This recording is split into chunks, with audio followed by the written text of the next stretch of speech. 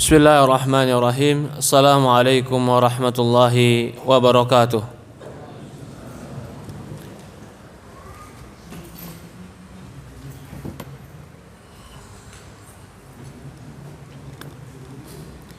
Innal hamdalillahi nahmaduhu wa nasta'inuhu wa nastaghfiruh wa na'udzu billahi min shururi anfusina wa min sayyiati a'malina. May yahdihillahu fala mudilla lahu wa may yudlil fala hadiya lahu. Ashhadu an la ilaha illallah wahdahu la syarika lah wa ashhadu anna Muhammadan abduhu wa rasuluhu la nabiyya ba'd. Qala Allah Ta'ala fi kitabihil karim, ya ayyuhalladzina amanu taqullaha haqqa tuqatih wa la tamutunna illa wa antum muslimun. Wa qala Allah Subhanahu wa ta'ala, ya ayyuhalladzina amanu taqullaha wa qulu qawlan sadida yuslih lakum a'malakum wa yaghfir lakum dhunubakum wa may yuti'illaha wa rasulahu faqad faza fawzan 'azima. Fa inna asdaqal hadithi kitabullah wa khairul hadi nabiyina Muhammadin sallallahu alaihi wa ala alihi wa sahbihi wa sallam. Wa syarrul umuri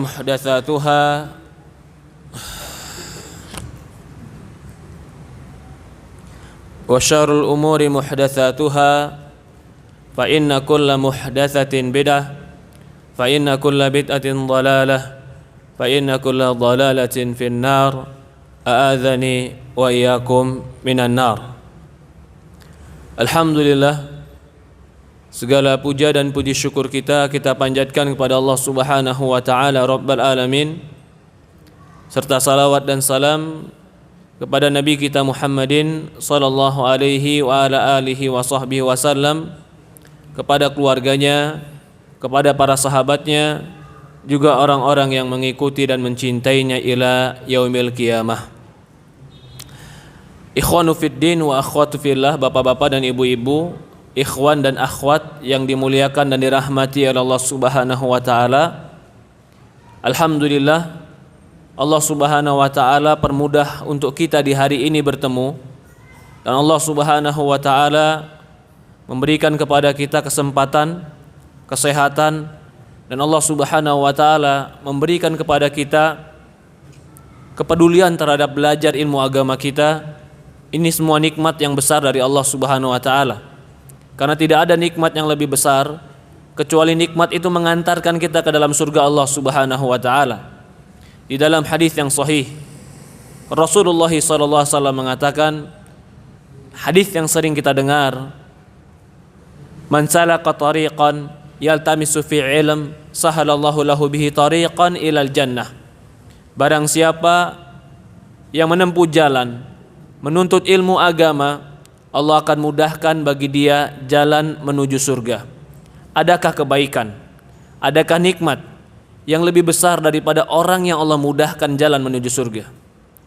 Adakah anugerah Allah yang terbesar jika seseorang itu telah diberikan anugerah jalan menuju surga? Inilah nikmat yang paling besar yang harus disadari oleh seorang mukmin. Ketika Allah Subhanahu wa ta'ala memudahkan bagi kita belajar ilmu agama, artinya Allah sudah memberikan kepada kita sebuah kemudahan, arahan mengantarkan kita ke dalam surga Allah Subhanahu wa ta'ala. Jika kita berbicara tentang nikmat surga, maka tidak akan pernah ada yang menggantinya daripada nikmat-nikmat dunia. Orang mungkin Allah berikan harta yang luas, kedudukan yang mulia, atau jabatan yang tinggi, tapi belum tentu Allah jadikan dia orang beriman dan orang-orang yang belajar ilmu agama. Ketika Allah berikan dia kebaikan-kebaikan dunia, tapi tidak Allah berikan bagi dia kebaikan akhirat, maka orang seperti ini hanya mendapatkan kebaikan yang sedikit, karena dunia dibandingkan oleh akhirat, dunia tidak ada artinya. Wal akhiratu khairu wa abqa. Rasulullah sallallahu atau Allah Subhanahu wa ta'ala berfirman, dan akhirat itu lebih baik dan lebih kekal bagi orang-orang yang mengerti tentang ini. Saudaraku ikhwanu fiddin rahimani rahimakumullah, sebelum saya lanjutkan, suaranya jelas ya? Iya? Jelas suaranya Pak? Iya. Jangan sampai udah datang naik motor atau jauh-jauh, cepet-cepet datang gitu, udah nunggu ustadznya telat, sampai ustadznya datang omongan nggak kedengeran. Masya Allah.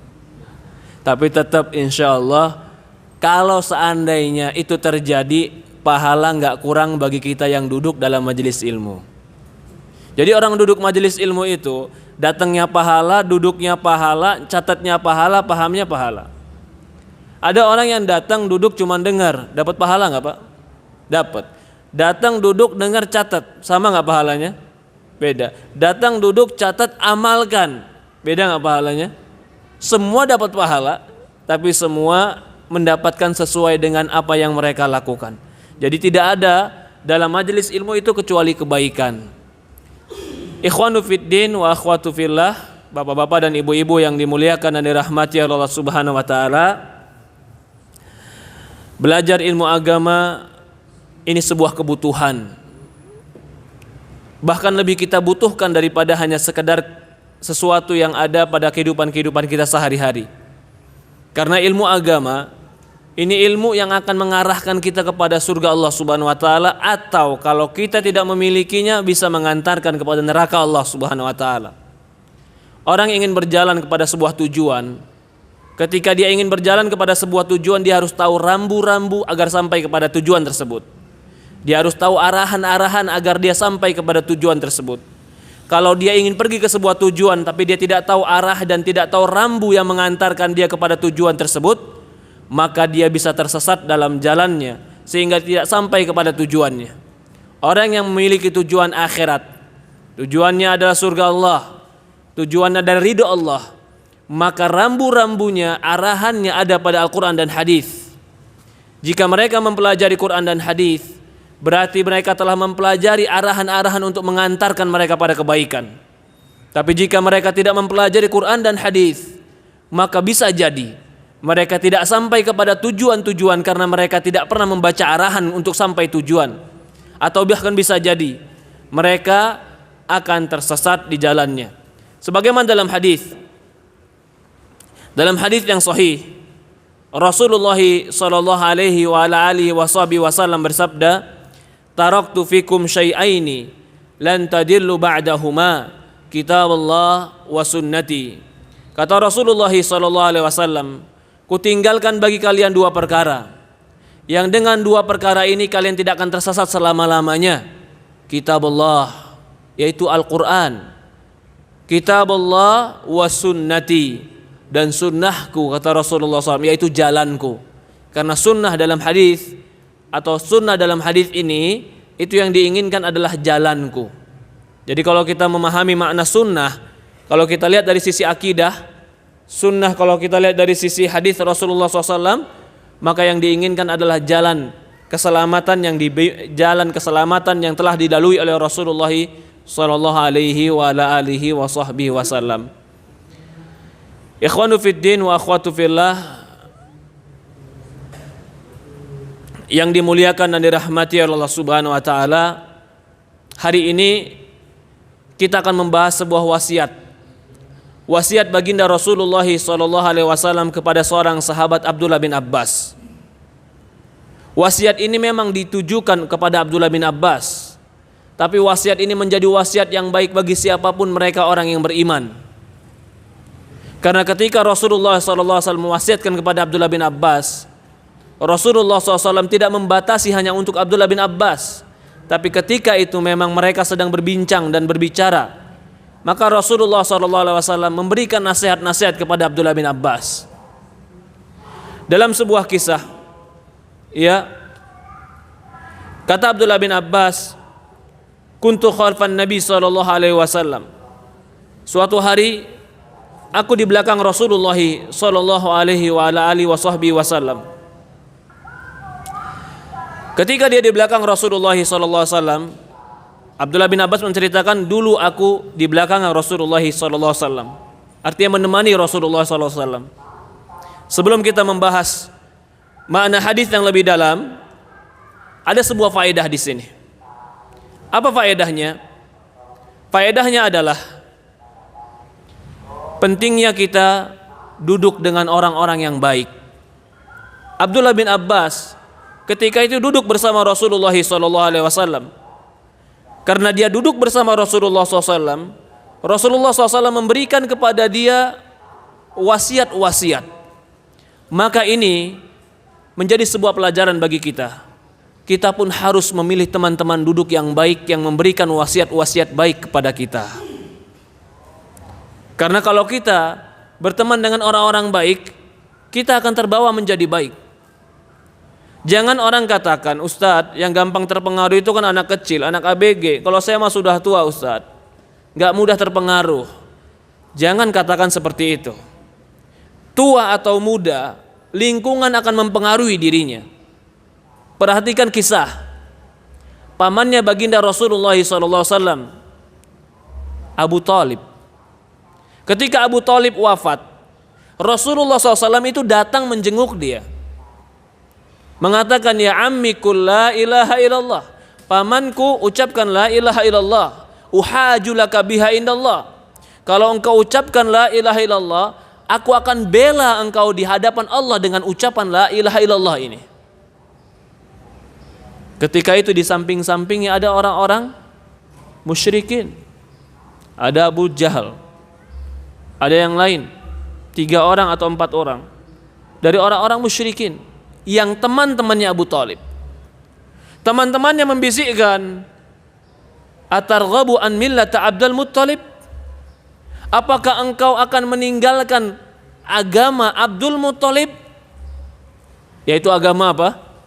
Agama nenek moyang. Padahal kalau dilihat Abu Talib ini anaknya dia siapa namanya?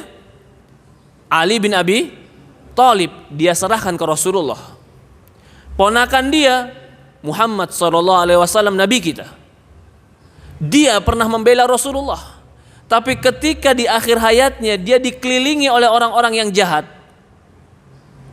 Bahkan teman-temannya, Rasulullah ulang lagi, katakan la ilaha illallah wa Abu Talib. Abu Talib ketika ingin mengatakannya, temannya membisikkan lagi, atarghabu an millata Abdul Muttalib, apakah engkau akan meninggalkan agama Abdul Muttalib, agama nenek moyang kita? Apakah engkau akan meninggalkan budaya kita? Apakah engkau akan meninggalkan norma kearifan kita? Zaman sekarang kan berubah jadinya. Nenek moyang dikatakan norma kearifan. Apa engkau ingin meninggalkan norma kearifan kita? Nenek moyang kita udah begini. Ya subhanallah. Ya subhanallah. Dari zaman dulu sampai zaman sekarang, orang nolak Islam itu satu. Biasanya gara-gara nggak mau merubah apa yang ada pada nenek moyang mereka. Kita kembali lagi. Faedah di sini ketika Abdullah bin Abbas bersama Rasulullah SAW, Rasulullah mengatakan, ya gulam. Berarti di sini inilah keutamaan seseorang itu duduk dengan orang soleh. Contoh orang yang rugi duduk dengan orang-orang yang jelek adalah Abu Talib. Contoh orang yang beruntung duduk dengan orang-orang soleh adalah Abdullah bin Abbas. Maka Rasulullah SAW katakan dalam sebuah hadis, kata Rasulullah SAW, mathalu jalisis soleh wa jalisis su' kahamilul misik wa nafikul khir. Perumpamaan teman yang baik dan teman yang jelek itu bagaikan pandai orang bawa minyak wangi dan orang yang tukang pandai besi. Kalau kita berteman dengan tukang minyak wangi, kalau kita nggak dapat minyak wanginya, kita nggak dikasih minyak wanginya, paling nggak kita kecipratan wanginya. Begitu juga kalau kita berteman dengan orang baik, berkumpul dengan orang baik, walaupun kita bukan siapa-siapa, hanya orang yang suka berkumpul dengan orang baik, pasti kita kecipratan, oh itu temannya orang baik. Tapi kata Rasulullah SAW, kalau engkau bermain dengan nafikil khir, tukang pandai besi, kalau dia tidak bakar pakaianmu, engkau akan dapatkan cium baunya. Seperti itu juga orang sekarang. Kalau dia bergaulnya dengan perampok, dia nggak pernah merampok. Dia bergaulnya dengan pencuri, dia nggak pernah pencuri. Dia bergaulnya dengan teroris, dia bukan teroris. Pemahaman dia bukan teroris. Tapi ketika teroris itu ketangkep, dia pasti dicurigai. Kamu selama ini bermain sama dia, apa yang kamu lakukan? Itu Rasulullah katakan bahwasannya al-mar'u ma'adinil khalil. Seseorang itu akan terpengaruh agamanya tergantung teman dekatnya. Ini gak kata Rasulullah SAW. Maka dari ini, kalau kita pertama kali atau kalau kita sudah meranjak mulai membaik agama kita, mulai meninggalkan maksiat dan dosa, batasi pergaulan dengan orang yang bisa merusak agama kita. Oh, kamu jangan sombong dong. Biasa aja kalau udah berubah, biasa bergaul sama kita dong. Masa gara-gara kamu udah mulai jenggotan kamu gak pernah lagi ketemu sama kita? Kita bilang, kalau bergaul, ketemu, tegur, salam, assalamualaikum, muka ceria, silahkan. Tapi kalau nongkrong lagi, ngobrol lagi, duduk lagi, ngalor ngidul, ketemu terus menerus, batasi. Karena orang akan terpengaruh dengan temannya. Kecuali dia baik. Sebuah kisah, Pak. Sebuah kisah mungkin Bapak pernah mendengar dan saya dengar ini dari seorang ulama. Kita masih dalam poin apa? Pentingnya teman yang baik. Abdullah bin Abbas berteman dengan siapa? Rasulullah. Cuman duduk ngobrol langsung dapat wasiat. Baik tidak? Baik. Ada seorang pemuda. Seorang pemuda, ya subhanallah, Allah berikan dia taufik sehingga dia taubat kepada Allah. Tapi dalam masa taubat ini dia baru taubat. Baru berapa lama Ustaz? Ya baru 4 tahun 5 tahun lah. 4 tahun 5 tahun udah lama Ustaz. Baru 4 tahun 5 tahun itu baru. Jadi kalau ada orang yang 4 tahun 5 tahun ngaji, oh udah lama ngaji. Berapa lama ngaji? 4 tahun Ustaz. Udah lama, udah 5 tahun. Belum. Ya jadi lama itu kapan Ustaz? Lama itu kalau kita udah meninggal mengucapkan la ilaha illallah, itu baru lama. Kalau kita belum mengucapkan la ilaha illallah meninggal nggak ada yang jamin kita itu istiqomah dan selamat. Ini anak muda baru hijrah, mulai ditelepon teman-temannya yang lama. Bro, kemana aja nggak pernah kelihatan, sombong amat sekarang. Dulu nongkrong bareng, sekarang nggak pernah kelihatan. Apa mentang-mentang udah jenggotan nggak mau ketemu kita lagi? Malu deh. Oh enggak, biasa aja anak ada. Ayo ngumpul dong. Ngumpul-ngumpul aja, nggak ngapa-ngapain kok. Sama teman-teman yang lama. Oh iya boleh kapan? Ntar malam ya ketemu. Ngumpul dia. Dalam niatan dia apa? Ini teman mau ana ceramahin nih satu-satu. Niat dia baik. Ana mau ketemu teman ana, mau ana ajarin agama satu-satu. Begitu dia ketemu sama teman-temannya, ternyata begitu kumpul yang banyak yang tidak seperti dia. Yang seperti dia cuman dia sendiri. Kira-kira kalau kita sendirian yang banyak gak kayak kita, kuatan yang mana Pak? Hah? Kuatan yang itu biasanya, yang tidak seperti kita. Kecuali sebagian orang, tapi lah jarang. Apalagi kalau sudah ngobrol, apalagi kalau sudah ketawa, apalagi kalau sudah teman. Singkat cerita, karena ini orang lebih banyak yang tidak seperti dia, ternyata kebanyakannya ini teman-teman yang belum berubah. Teman-temannya mulai lagi minum, dia nggak bisa ngapa-ngapain. Akhirnya malah dia tergoda, udah nggak apa-apa, dia ikut minum. Naudzubillah. Nas'alullah salamal afiyah. Setelah itu dikisahkan ketika dia mabuk berat, dia sudah mabuk berat ini. Dimasukkan dia oleh teman-temannya ke kamar di hotel. Gak dipulangkan ke rumahnya. Sampai di kamar hotel, ternyata di kamar hotel pun ada seorang wanita yang sudah disiapkan di kamar itu. Karena itu pekerjaan teman-temannya seperti itu. Akhirnya terjadilah orang kalau sudah mabuk dimasukin kamar berdua sama perempuan, lalu dia pemuda, perempuannya pemudi. Kira-kira yang terjadi apa? Ada gak yang selamat dari orang seperti ini? Jarang yang selamat. Jarang, gak mabuk aja gak selamat, apalagi mabuk. Berduaan sama perempuan di kamar, nggak mabuk aja nggak selamat. Apalagi dalam keadaan mabuk. Terjadilah apa yang terjadi. Ternyata di pagi harinya ketika dia dibangunkan oleh teman-temannya, yang bangun cuma si perempuan. Si laki-laki ini ternyata malam itulah malam terakhir dia di dunia. Innalillahi wa inna ilaihi rajiun. Ini kejadian seperti ini. Orang yang duduk dengan orang-orang yang jelek akan menjadi jelek banyak. Bukan berarti kita tidak boleh bergaul sama orang, bergaul boleh. Tapi yang menjadi khalil, ini makanya Rasulullah mengatakan almar'u ma'adinil khalil. Seorang itu bersama teman khalilnya. Khalil itu bukan hanya teman biasa, tapi teman yang akrab, bener akrab. Tempat curhat, tempat ngobrol, tempat tukar pikiran, tempat ngambil nasihat, tempat, itulah khalil namanya. Kalau cari orang seperti ini, cari orang yang bener agamanya. Itu faedah yang pertama. Abdullah bin Abbas ketika itu bersama Rasulullah SAW. Ketika dia bersama Rasulullah SAW, Rasulullah mengatakan, ya gulam, wahai anak. Gulam itu anak kecil, Pak. Laki-laki kecil itu gulam. Karena memang Abdullah bin Abbas ini dengan Rasulullah SAW jaraknya sangat jauh. Mungkin sekitar ketika Rasulullah SAW meninggal, Abdullah bin Abbas itu baru di bawah 14 atau 15 tahun umurnya. Rasulullah SAW meninggal umur berapa? 60 tahunan. Jauh tidak? Jauh. Abbas, bapaknya Abdullah bin Abbas, itu yang hampir sepantar dengan Rasulullah. Tapi Abbas katanya lebih muda sedikit atau sepantar Rasulullah. Itu si Abbasnya. Walaupun Abbas itu adalah pamannya Rasulullah SAW. Jadi Abdullah bin Abbas ini siapanya? Kalau Abbas itu pamannya, Abdullah bin Abbas berarti siapanya? Sepupunya, adik sepupu. Dan sepupu dekat itu. Abbas dengan bapaknya Rasulullah, Abdullah, itu kakak adik. Abbas, Hamzah, Abu Thalib, Abu Lahab. Ini bertiga, berempat kakak adik. Abbas, Hamzah yang meninggal di perang mana? Perang Uhud. Pamannya Rasulullah juga.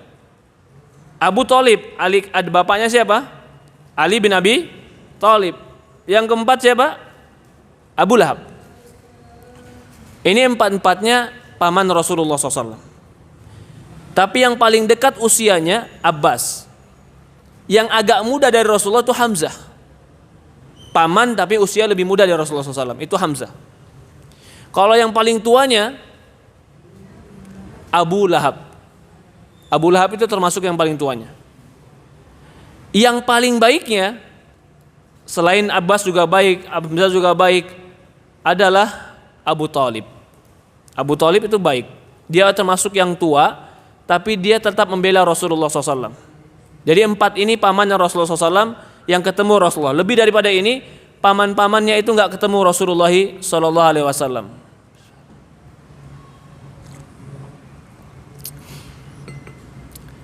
Ya gulam, maka dia panggil di sini, ya gulam, wahai anak kecil.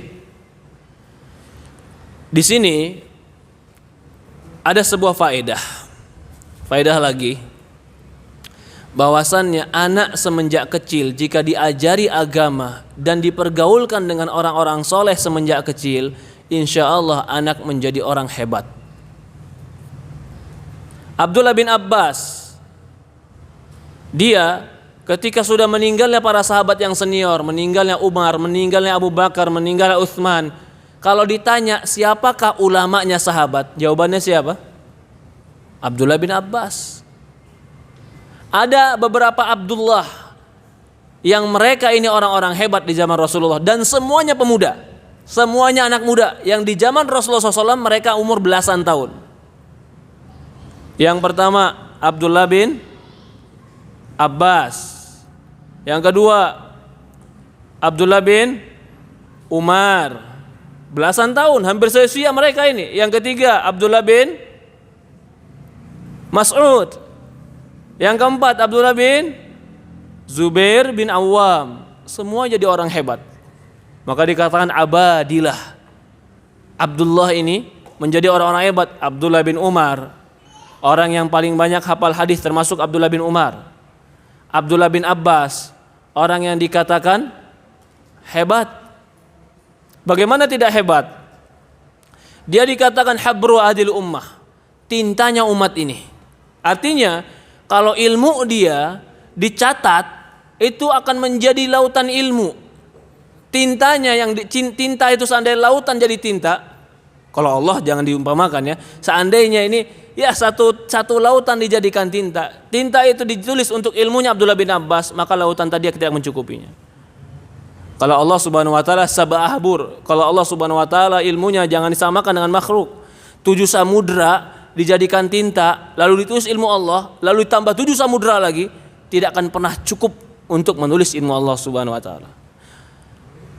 Abdullah bin Abbas ini anak kecil yang dari kecil sudah bersama Rasulullah SAW. Dan Rasulullah SAW sudah mengajarkan kepada dia ilmu-ilmu agama semenjak kecil. Kalau di zaman itu nggak ada pondok pesantren, Pak. Oh, saya daftarin pondok pesantren, nggak ada. Di zaman itu cuman anak itu ya sudah, kamu pergi ke Muhammad. Abbas itu pamannya Rasulullah, sahabat juga. Tapi anaknya Abdullah bin Abbas disuruh pergi ke Rasulullah SAW. Rasulullah SAW itu nggak punya anak laki-laki yang hidup. Anak laki-laki Rasulullah SAW semuanya meninggal. Maka Allah katakan di Quran, maka abau ahadum mirijalikum, dia bukan bapak salah seorang laki-laki kalian. Rasulullah nggak punya anak laki-laki. Qasim meninggal, Ibrahim meninggal, itu anak Rasulullah SAW laki-laki. Tapi Rasulullah SAW punya anak didik yang kecil-kecil, mereka laki-laki hebat. Ali bin Abu Thalib tinggal di rumah Rasulullah SAW semenjak kecil. Dia memang bukan anak Rasulullah SAW secara darah, tapi orang-orang Mekah mengatakan itu anaknya Muhammad. Siapa lagi yang anak Rasulullah SAW laki-laki? Zaid bin Harithah. Sampai dikatakan Zaid bin Muhammad, karena dia betul-betul dididik Rasulullah SAW, di rumahnya Rasulullah SAW, dibiayai Rasulullah SAW. Rasulullah nggak punya anak kandung laki-laki yang hidup, tapi Rasulullah SAW punya anak laki-laki yang dididik, bukan secara nasab, tapi secara pendidikan. Abdullah bin Abbas, Ali bin Abu Thalib, Zaid bin Harithah, Abdullah bin Umar, ini semua anak-anak muda yang dididik Rasulullah SAW semenjak kecilnya. Abdullah bin Umar waktu masih umur 14 tahun udah minta, ya Rasulullah, aku ikut perang. Kata Rasulullah, kamu berantem dulu sama temanmu, gulat dulu, kalau kau menang ikut, kalau kau kalah jangan ikut. Ternyata kalah dia. Begitu pedih hati dia, aku pengen ikut perang, cuman ternyata kalah, belum diizinin perang. Tahun besok dia ikut lagi, ya Rasulullah, aku mau ikut perang ya Rasulullah. Ikut gulat dulu, kalau kau gulat menang kau ikut. Ternyata tahun kedua dia ikut gulat menang. Ketika itu usia di sekitar 15 tahun. Abdullah bin Abbas, Abdullah bin Umar. Abdullah bin Abbas ini, dia ini sahabat Rasulullah SAW yang langsung didoakan Rasulullah SAW dengan kebaikan. Yang Rasulullah mengatakan, Allahumma faqihu fid din wa 'allimuhu ta'wila. Tadi kita katakan siapa saja anak-anak muda yang dididik Rasulullah? Zaid bin Harithah, anak muda yang akhlaknya baik, yang Rasul mencintainya. Mencintai karena akhlaknya. Secara fisik Zaid bin Harithah bukan dikatakan orang yang paling bagus fisiknya, tapi akhlaknya membuat Rasulullah cinta kepada dia. Ali bin Abu Thalib, dari muda, dari kecil didik Rasulullah, bahkan dia tinggal bersama Rasulullah ketika Rasulullah sudah menikah dengan Khadijah. Abdullah bin Abbas. Satu lagi siapa? Anas bin Malik. Anas bin Malik itu ibunya datang ke Rasulullah, ya Rasulullah, hada Anas, ini Anas, yukhadimuk, dia akan menjadi pelayanmu. Kenapa ibunya kok pengen Anas jadi pelayan Rasulullah? Gak digaji, gak dapat apa-apa. Ini Anas bersamamu, dia akan melayanimu. Karena ibunya tahu, kalau dia melayani Rasulullah SAW, pasti Rasulullah akan didik dia dengan benar. Dan itu suatu kehormatan seorang ibu memiliki anak laki-laki yang akan dididik oleh orang besar seperti Nabi Muhammad SAW. Tentu suatu keutamaan yang sangat besar. Zaman sekarang saja Pak, orang-orang itu ingin pendidikan yang baik buat anak, rela bayar yang mahal buat pendidikan yang baik untuk anaknya, untuk cari kondisi sekolah dan guru yang baik. Ya tidak? Di zaman itu yang terbaik ya Rasulullah. Maka mereka itu sangat senang dengan jika anak-anak mereka bersama Rasulullah SAW. Sampai ibunya Anas datang, ya Rasulullah, hada Anas, ini Anas, dia akan melayanimu. Kata Anas radhiyallahu an, aku lebih dari 10 tahun bersama Rasulullah SAW, maqala liqattu lima fa'alta kadza. Aku 10 tahun lebih tinggal bersama Rasulullah SAW dan gak pernah dia menegur aku, kenapa engkau lakukan ini wahai Anas. Dapat akhlak dari Rasulullah SAW, dapat akidah dari Rasulullah SAW, dapat ibadah dari Rasulullah SAW, dapat pahala dari Rasulullah SAW. Keutamaan yang besar bagi mereka yang menemani Rasulullah SAW. Abdullah bin Abbas pernah didoakan Rasulullah SAW. Allahumma faqihhu fid din wa 'allimhu ta'wila. Ya Allah, Allahumma faqihhu fid din. Ya Allah, faqihkan dia dalam agama. Wa 'allimhu ta'wila, dan ajarkan dia ilmu. Yang mendoakan Rasulullah. Perhatikan ya Abdullah bin Abbas. Yang mendoakan dia Rasulullah, yang mengajari dia Rasulullah. Dia tahu kapan turunnya ayat, dia tahu kapan turunnya hadis, dia mengerti bagaimana menafsirkan karena gurunya langsung Rasulullah SAW. Maka itu ilmunya Abdullah bin Abbas tidak bisa disandarkan dengan ilmu-ilmu orang zaman sekarang. Orang zaman sekarang Pak punya gelar profesor, doktor, LCMA. Hebat tidak? Hebat, ya pasti hebat. Profesor, doktor pasti hebat. Tapi tetap perkataan dia nggak mungkin bisa seperti perkataan Abdullah bin Abbas dalam menafsirkan ilmu. Karena gurunya beda, sertifikatnya beda, ijazahnya beda, kelasnya beda. Maka sangat disayangkan kalau ada orang bergelar profesor, maaf ini. Tapi kalau menafsirkan Quran sesuka hatinya dan mengenyampingkan penafsiran Quran para sahabat. Oh, jilbab itu pakaian sopan. Yang nafsirin siapa? Profesor ahlu tafsir. Masya Allah. Kalau kita ingkari, oh kamu jangan ingkari, ini kan profesor. Kamu udah profesor belum tafsir? Belum. Ini profesor yang ingkari, ini profesor yang nafsirkan. Jilbab itu pakaian sopan. Jadi kalau kamu pakaian sopan, tetap jilbab. Jadi batasannya sopan. Ya udah, sekarang kemben sopan atau enggak? Kemben sopan atau enggak, Pak? Yang agak kelihatan dadanya sedikit sama ketiaknya kelihatan, lalu pinggulnya diketatin. Kalau itu dipakai kemben, orang anggapnya oh itu mah kuno. Ya udah, sekarang diganti dengan pakaian modern. Yang dada kelihatan, ketiak kelihatan, pinggulnya diketatin, sopan nggak? Kita balas nih orang-orang seperti ini, jawabannya begini sama orang begini. Iya betul, ini yang nafsirin profesor. Tapi apa penafsiran sahabat tentang jilbab? Di dalam surat Al-Ahzab ayat 59 ketika berbicara tentang jilbab, Al-Ahzab 59 berbicara tentang jilbab. Perhatikan apa perkataan Abdullah bin Abbas di situ. Kata Abdullah bin Abbas, jilbab itu adalah pakaian yang ditutup dari kepala sampai kaki. Berarti ada dua penafsiran nih Pak. Penafsiran profesor tafsir Quran, jilbab itu pakaian sopan. Penafsiran Abdullah bin Abbas, jilbab itu pakaian yang menutup dari kepala sampai kaki. Kira-kira yang benar yang mana? Tar dulu Ustaz. Ana mau tanya hati Ana dulu, yang enak yang mana? Ya subhanallah, kebenaran tanya ke hati dulu, yang enak yang mana? Kalau kebenaran itu tanya hati dulu, nanti nggak ada standar yang benar dalam kebenaran itu. Orang yang belajar pasti tahu, ya Abdullah bin Abbas lah Ustaz, dia kan muridnya Rasulullah, dia kan didoakan Rasulullah, dia tahu turunnya ayat, dia tahu juga aplikasi ayat itu ayat berbahasa Arab dan dia tahu prakteknya bagaimana bahasa Arabnya. Kalau orang sekarang kan nggak tahu kapan turunnya ayat itu dan nggak tahu bagaimana prakteknya ayat itu. Abdullah bin Abbas menafsirkan itu karena dia melihat prakteknya Rasulullah SAW dan istri-istri Rasulullah. Inilah yang dikatakan Quran dengan pemahaman para sahabat. Ini yang hampir hilang Pak. Ini yang hampir punah. Ini yang hampir dijauhkan manusia dari ini.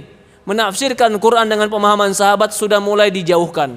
Jangan ngomong begitu, kamu tuh jumut amat, kamu tuh kaku amat, kamu tuh letterlek sama kitab banget. Modern dong, bebas sedikit dong. Di bahasanya bebas, padahal diganti lagi liberalis itu adalah kebebasan.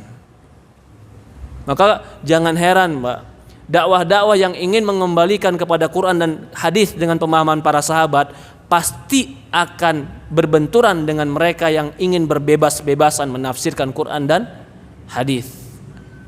Karena mereka merasa terusik, mereka merasa terbatasi. Wah, masa sih Quran hanya dengan pemahaman para sahabat aja? Buat apa saya sekolah kalau gitu? Boleh dong, dia manusia, saya manusia, dia berpendapat, saya berpendapat. Kan sama-sama paham bahasa Arab. Ya subhanallah. Bisa jadi kita paham bahasa Arab, bisa jadi bahasanya sama, tapi beda arti, Pak. Maka yang paling pantas untuk menafsirkan bahasa Arab adalah orang di zaman itu. Ya tidak? Ya? Kita aja orang Indonesia sama orang Indonesia, satu kata itu bisa beda arti dan nafsirannya. Maaf nih kalau saya agak-agak terlalu jauh, tapi ini terjadi. Saya pernah suatu hari ke Palangkaraya. Ketika di Palangkaraya, saya selalu dengar orang bilang di sana bujur, dia bilang. Kalau bahasa kita bujur apa? Saya kan nggak ngerti. Iya. Tapi ternyata di sana artinya adalah baik, iya, benar. Oh, pantesan orang banyak yang ngomong kayak begitu gitu. Yang saya ingin tekankan di sini, satu negeri, satu kota, tapi satu bahasa bisa penafsiran berbeda. Ini memang bahasa Arab. Kita kembali ke bahasa Arab. Maka bahasa Arab itu yang di Quran jangan ditafsirkan dengan penafsiran orang sekarang. Bahasa Arab yang di Quran ditafsirkan dengan orang yang di zaman itu, karena bahasa akan berkembang sesuai zaman dan masanya. Maka yang kita inginkan di sini, Abdullah bin Abbas, dia salah satu seorang sahabat yang direkomendasikan dan didoakan oleh Rasulullah SAW, sahabat yang paling pandai tafsir Al-Quran. Sahabat yang paling pandai tafsir Al-Quran. Masya Allah. Ya gulam. Kalimat ya gulam masih di sini. Gulam di sini artinya wahai anakku.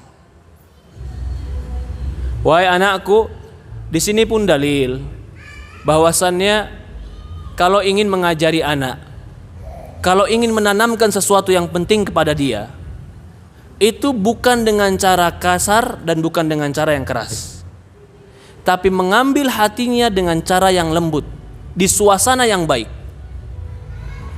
Rasulullah memanggil ya gulam. Gulam itu berarti panggilan sayang.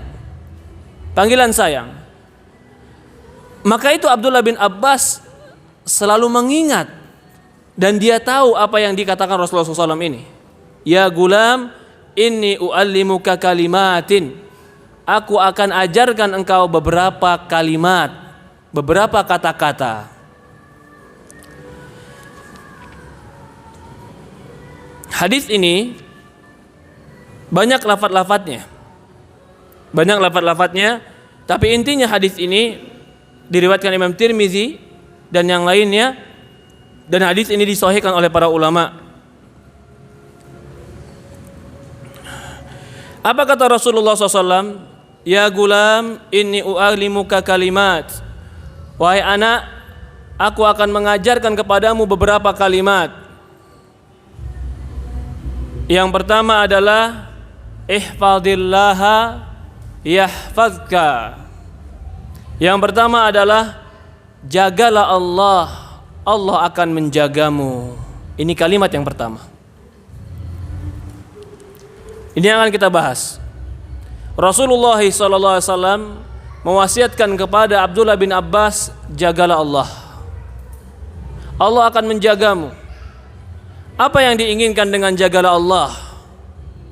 Disebutkan oleh para ulama, yang diinginkan dengan jagalah Allah maksudnya adalah jaga perintah-perintah Allah dan jaga batasan-batasan dari Allah. Kalau kita menjaga perintah-perintah Allah, kita menjaga batasan-batasan dari Allah, yang dilarang, yang dibolehkan, yang diharamkan, yang diperintahkan, kita betul-betul menjaganya, maka yahfazka, Allah akan jaga kita. Disebutkan oleh para ulama, Ini semakna dengan firman Allah Subhanahu wa taala pada surat Qaf ayat 32 dan ayat 33. Semakna dengan surat Qaf ayat 32 dan 33. Ketika Allah Subhanahu wa taala berfirman, "Hadza ma tu'aduna likulli awwabin hafiz. Man khasyiya rahmana bil ghaib wa jaa'a biqalbin munib." Hadza, ini semua, surga ini, kebaikan ini. Tu'adun, ma tu'adun, yang dijanjikan untuk kalian. Siapa itu? Likulli awwabin hafiz. Setiap orang yang awwab, yang bertaubat, hafiz, dan dia menjaga.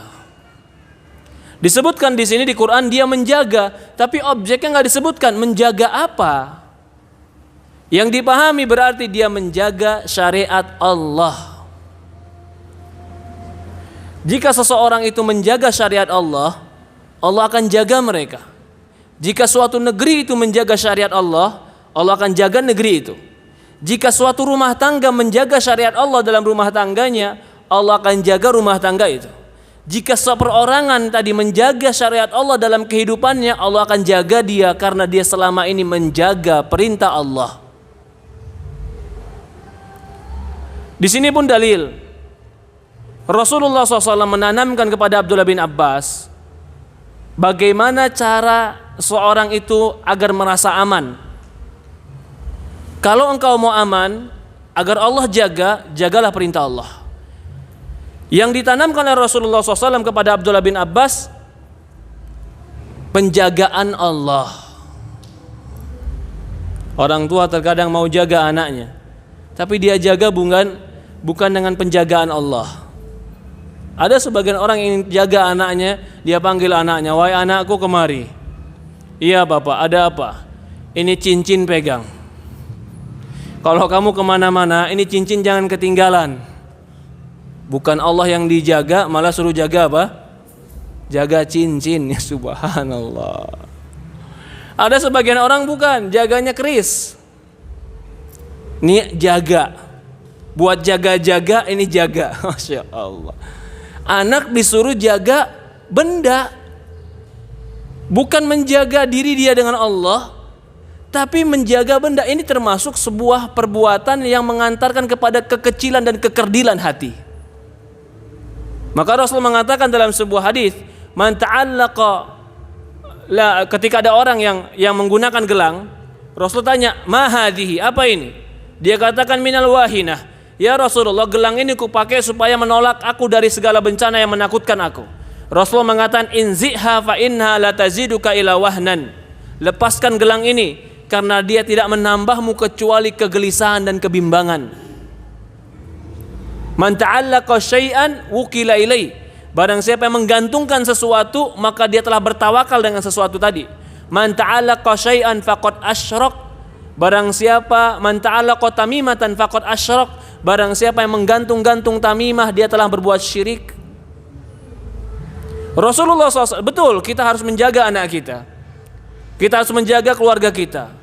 Kita khawatir mereka terjadi apa-apa, betul. Tapi caranya Rasulullah SAW adalah, "Wahai anakku, agar engkau dijaga oleh Allah, jaga perintah Allah." Perintah Allah yang terpenting kalimat la ilaha illallah. Ini yang pertama, berarti suruh anak kita menjaga kalimat la ilaha illallah. Yang kedua yang terpenting adalah sholat. Jaga sholat. Ini wasiatkan kepada anak-anak. Sebagian orang tua ketika anaknya mau kuliah jauh, mulai lepas dari dia. Begitu anaknya mulai lepas tadi, "Nak, ini buat jaga-jaga kamu, pegang." "Apa ini Pak?" "Pegang aja. Ini dari nenek moyang kita udah kepegang." Yang kedua, "Jangan lupa nak, jangan lupa jaga kesehatan. Jangan lupa makan yang benar. Jangan lupa." Yang diingatkan cuma sekedar tidak lebih daripada dunia. Rasulullah tidak. Yang pertama kali dia jaga, ihfadillah, jaga Allah. Jaga perintah Allah. Jaga tauhid. Jaga salat. Rasulullah mengatakan dalam sebuah hadis, atau Allah Subhanahu wa taala memuji orang-orang yang menjaga menjaga salatnya. Walladzina hum 'ala salawatihim yuhafizun. Orang-orang yang dalam salat mereka yuhafid, selalu jaga. Jadi kalau kata hafadha menjaga, hafadha yuhafidu, selalu menjaga, berusaha menjaga. Dia perhatikan itu semua. Kata para ulama juga, yang perlu dijaga di antaranya apa? Selain kita jaga tauhid kita, jaga salat kita, jaga wudu. Orang jaga wudu juga mendapatkan keutamaan yang besar. Rasulullah SAW menyebutkan dalam sebuah hadis riwayat Ibnu Majah, hadis yang sahih, la yuhafidu 'alal wudu illal mu'min. Kata Rasulullah SAW,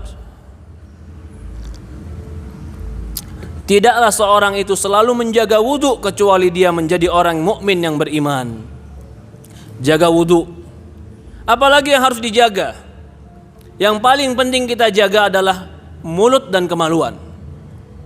Karena dua perkara ini perkara yang paling banyak memasukkan manusia ke dalam neraka. Di dalam hadis Rasulullah SAW pernah berkata, atau ditanya, ya Rasulullah, ay syai'in aktsar ma yudkhilun nasun nar. Ya Rasulullah, apa yang paling banyak memasukkan manusia ke dalam neraka? Rasulullah mengatakan al-famu wal faraj, mulut dan kemaluan. Mulut manusia ini salah satu anggota tubuh yang paling harus dijaga. Rasulullah mengatakan dalam sebuah hadis, amsik alaika hadza, jaga lidahmu, kata Rasulullah. Maka Abdullah bin Mas'ud mengatakan, ya Rasulullah, hal yakubun nas ala wujim fin nari ala hasad al-sinatihim? Ya Rasulullah, apakah mungkin manusia dicampakkan ke dalam neraka gara-gara lisan mereka? Sakilata ummuk, kata Rasulullah SAW, sakilata ummuk, celaka. Betapa banyak manusia yang dimasukkan ke neraka gara-gara cuma lisan mereka. Bahkan Rasulullah mengatakan dalam hadis yang sahih, rubba rajulin yaqulu bi kalimatin la yulqiha balan. Bisa jadi seseorang itu mengucapkan sebuah ucapan yang ucapan itu dia enggak sadar ucapannya. Yahwi bihi fi jahannam sab'ina kharifan. Ternyata dengan ucapan itu dia dicampakkan, diseretkan ke dalam neraka lebih daripada 70 tahun. Ya subhanallah. Jaga lisan. Lisan itu di mana, Ustaz? Lisan itu di mulut. Tetapi sekarang lisan itu bisa teraplikasikan dan bisa ternampak dari anggota badan dan tulisan. Orang bisu, Pak, orang gagu, cara mengaplikasikan dan menampakkan apa yang dia ingin bicarakan dengan apa? Isyarat anggota badan. Maka isyarat pun itu bagian daripada lisan. Dia enggak ngomong orang jelek, cuman ketemu orang dia bilang dia tuh isyarat, Pak. Dia enggak ngomong, cuman dia bilang orang begini, miring, dia bilang subhanallah. Itu sama mencela namanya. Sama mencela, itu haram. Lalu ada juga orang enggak pakai omongan tapi pakai tulisan. Statusnya, ya, ucapannya di status. Anda enggak pernah ngomong, iya, ente enggak pernah ngomong, tapi ente tulis di status ente. Sama. Bahkan termasuk salah satu yang paling banyak merusak rumah tangga itu lisan. Lisan banyak merusak rumah tangga. Baik lisan pasangan, kenapa sih berantem? Gara-gara lisan. Kenapa sih berantem? Gara-gara omongan. Maka orang yang paling selamat adalah orang yang menjaga lisan. Kenapa Rasulullah SAW mengkaitkan antara lisan dengan iman? Man kana yu'minu billahi wal yaumil akhir falyakul khairan aw liyasmut. Kata Rasulullah SAW, barang siapa yang beriman kepada Allah dan hari akhir, hendaklah dia berucap yang baik atau dia diam. Jangan berucap sesuatu yang tidak baik. Atau terkadang kalau kita berucap sesuatu yang enggak baik atau sesuatu yang tidak baik, kita sadar tidak sadar kita melakukan sebuah kejelekan. Ini yang pertama, ihfadillaha yahfadka. Jagalah Allah, Allah akan jaga kamu.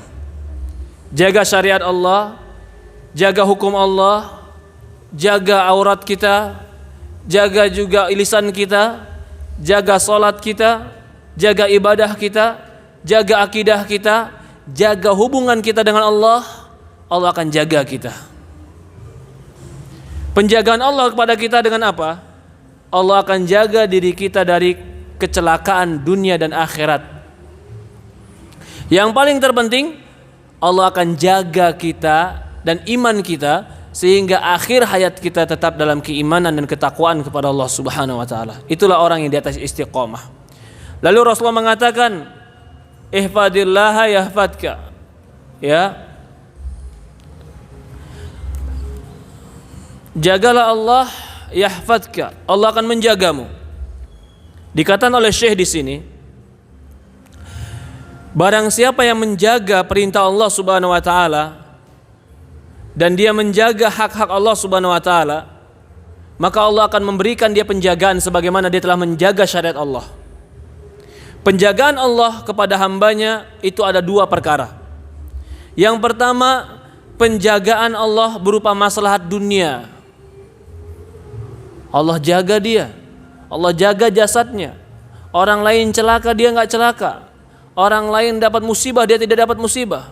Orang lain kena musibah, dia tidak tetap sehat. Allah jaga dia. Ini namanya penjagaan dunia. Ya. Allah jaga dia ketika masa tuanya. Ketika masa tuanya enggak ada orang yang menjaga dia, Allah jaga dia. Dengan apa Allah jaganya? Allah berikan dia kesehatan. Allah berikan dia akal yang masih sempurna.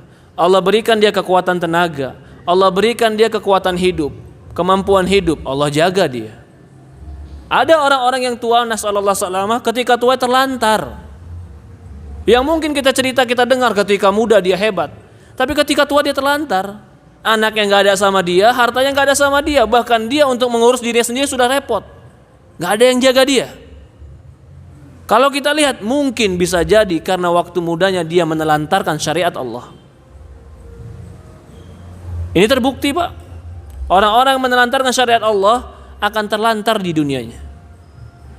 Yang kemudian di sini, ya, disebutkan oleh para ulama. Contoh di sini, ada sebagian ulama yang umurnya hampir ratusan tahun, tapi dalam bicara, dalam membaca Quran, dalam ibadah masih sehat. Ditanya kepada dia, apa rahasianya sehingga engkau ratusan tahun ini masih dalam keadaan sehat, bisa baca, bisa ibadah tanpa bantuan orang lain? Dia katakan, hadi jawarih hafadnaha minal ma'asi. Anggota badan ini dulu waktu muda aku jaga dari maksiat. Wa hafadhahallahu alaina fil kibar. Maka ketika tua ini Allah jaga kami. Maaf, Pak. Coba ya, anak-anak muda yang mudanya mungkin minuman keras, mudanya poya-poya, tidurnya enggak jelas, kadang tidur kadang tidak, enggak tahu siang enggak tahu malam. Kira-kira umur 50 tahun gimana, Pak? Kalau terus begitu dalam hidupnya? Lemah dia. Gak punya kekuatan dia. Ya, kalau seandainya punya kekuatan itu istidraj dari Allah. Maka di sini kataan para ulama disebutkan juga di sini. Sebagian salaf melihat seorang tua, yas'alun nas, inna hada dayya'allahu fi saghrih wa dayya'allahu fi kibarih. Masya Allah. Orang ini ketika orang tua, ini ada orang tua yang terlantar. Ketika itu mereka mempersaksikan, orang ini dulu waktu mudanya menelantarkan perintah dan syariat Allah, maka dia sekarang terlantar. Subhanallah. Sampai di sebuah, saya pernah melihat seorang, dan ini terjadi di negeri Arab, Pak, bukan di Indonesia, bukan, di Arab. Orang berusia hampir 80 tahun. Usianya hampir 80 tahun. Yang saya yakin 80 tahun itu. 70 tahun minimalnya. Ya namanya di Arab pasti pakai jubah ya. Yang di Arab pasti pakai jenggot. Jubah jenggotan. Tapi apa yang dia lakukan? Saya sudah beberapa kali ketemu dia, bukan sekali waktu. Tahun ini umpamanya, tahun besok saya pergi lagi, ketemu lagi dia. Ya subhanallah, itu kerjanya cuma duduk di bawah pasar dan berjoget dari pagi sampai siang, sampai sore berjoget di situ saja. Apa yang dia pakai di handphonenya? Musik. Ya subhanallah, kita nggak bisa memastikan apa dosa dia, karena itu masalah goib. Tapi bisa jadi itu kebiasaan. Dari muda begitu hidupnya, sekarang umur 80 tahun, orang yang lewat di situ selalu menganggap itu nggak pantas lah. Dilakukan orang tua yang ber-80 tahun, betul-betul joget, berdansa terkadang dia sendiri di situ. Ya subhanallah, Allah bongkar apa yang pernah dia lakukan ketika dulu. Nasallallahu salam wal afiyah. Maka ini kata Rasulullah, ihfadillah yahfadka, jaga Allah, Allah akan jaga kamu. Di dunia Allah jaga kita, jaga akal kita, jaga diri kita. Coba lihat penghafal Quran. Adakah terakhir hayatnya penghafal Quran itu menjadi orang pikun dan lupa terhadap keadaannya? Gak ada. Hampir gak ada. Bahkan jarang, gak ada. Tapi kenapa orang bisa lupa? Masih muda sudah lupa, bahkan pikun. Bukankah pikun itu penyakit, Pak? Dia lupa kepada dirinya, dia lupa manfaat untuk dirinya, dia lupa keadaannya, bahkan lupa kepada anaknya. Kenapa? Coba selama ini kita biasakan menghafal, kita biasakan baca Quran, kita biasakan mendekatkan diri kepada Allah. Yahfadka, Allah akan jaga kamu. Di sini disebutkan oleh para ulama. Wa kana tahiyatu kanzun lahuma wa kana abuhuma salihah.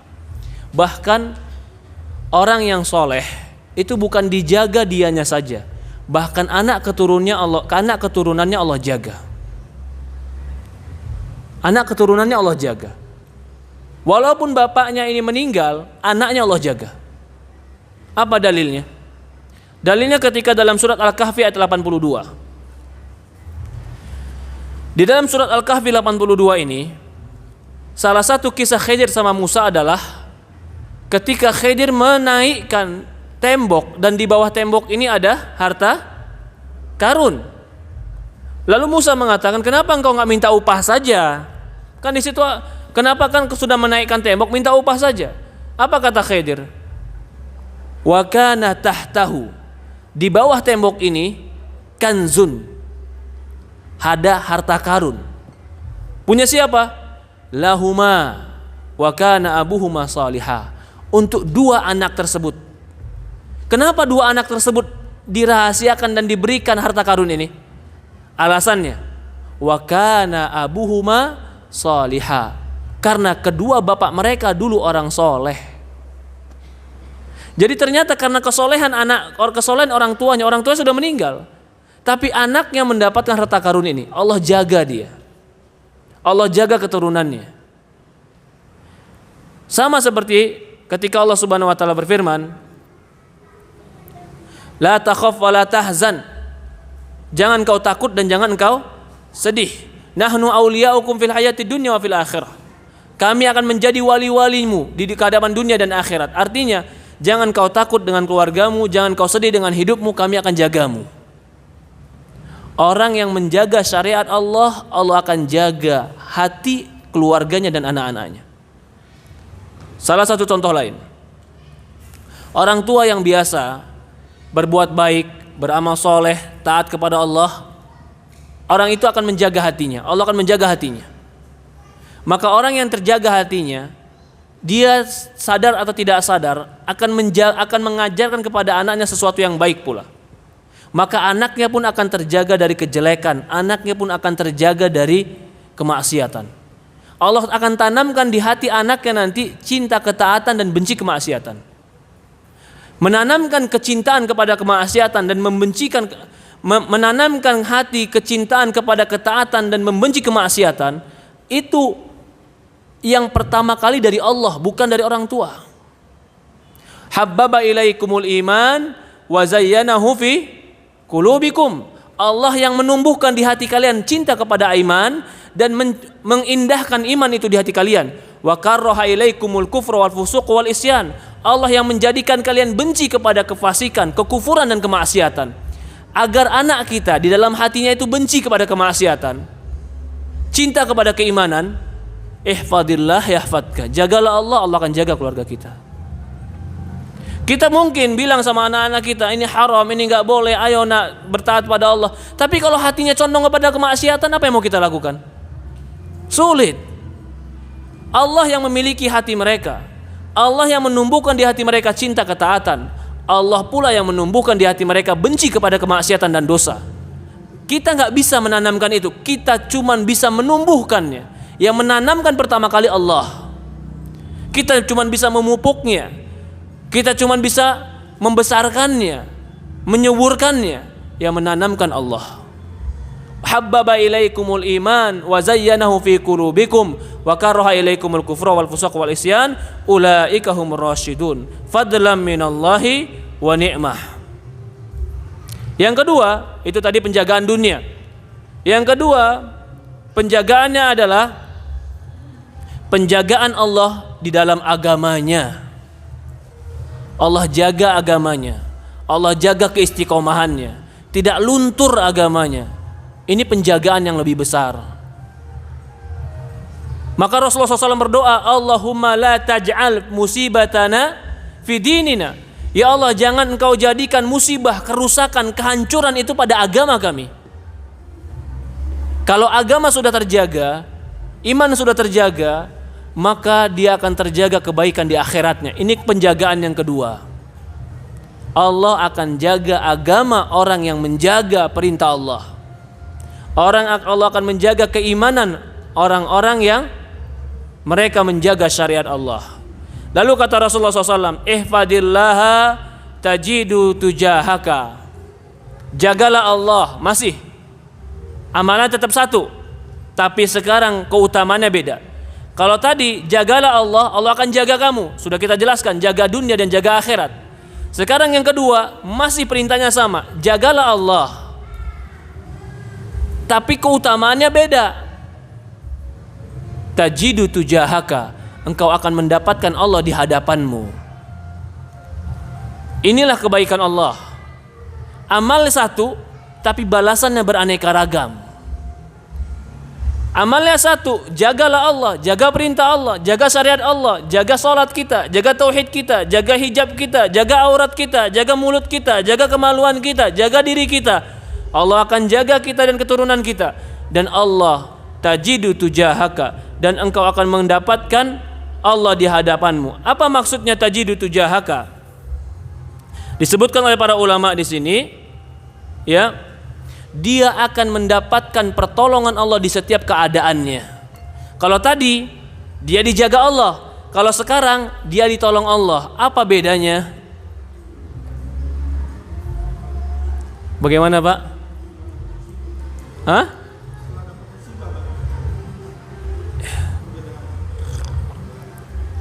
Iya. Kalau penjagaan berarti sebelum musibah datang dihindarkan dari musibah. Itu penjagaan. Kalau ternyata engkau dapat musibah juga, engkau akan diberikan jalan keluar oleh Allah Subhanahu wa taala. Tajidu tujahaka, engkau akan dapatkan Allah di hadapanmu. Dapat aja urusannya selesai. Memang masalah tetap ada, tapi ternyata ditolong oleh Allah, urusannya selesai. Jalan keluarnya ada. Dada ini lapang menghadapinya. Ya, innallaha ma'al ladzina taqau wal ladzina hum muhsinun. Sebagaimana Allah berfirman pada surat An-Nahl ayat 128, sesungguhnya Allah bersama orang-orang yang bertakwa dan mereka itu orang-orang yang baik.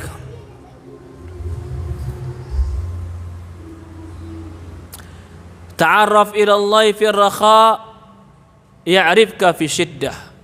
Poin yang ketiga, wasiat Rasulullah SAW kepada Abdullah bin Abbas. Ta'arraf ila Allah fi rakha'i ya'rifka fi syiddah.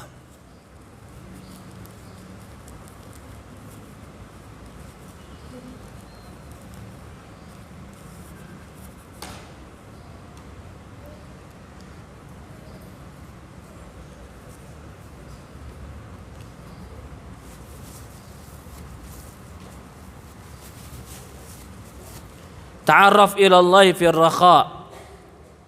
Kalau dia sudah tadi menjaga perintah-perintah Allah, menjaga syariat Allah, maka dia telah mengenal Allah. Ketika dia mengenal Allah dalam kesulitannya, dia mengenal Allah dalam kesehariannya, ya'rifka fi syiddah. Allah akan mengenal dia ketika dia dalam kesempitan dan kesulitan. Artinya, ketika dia mengingat Allah, ta'arraf di sini berarti ma'rifat. tahu, mengenal.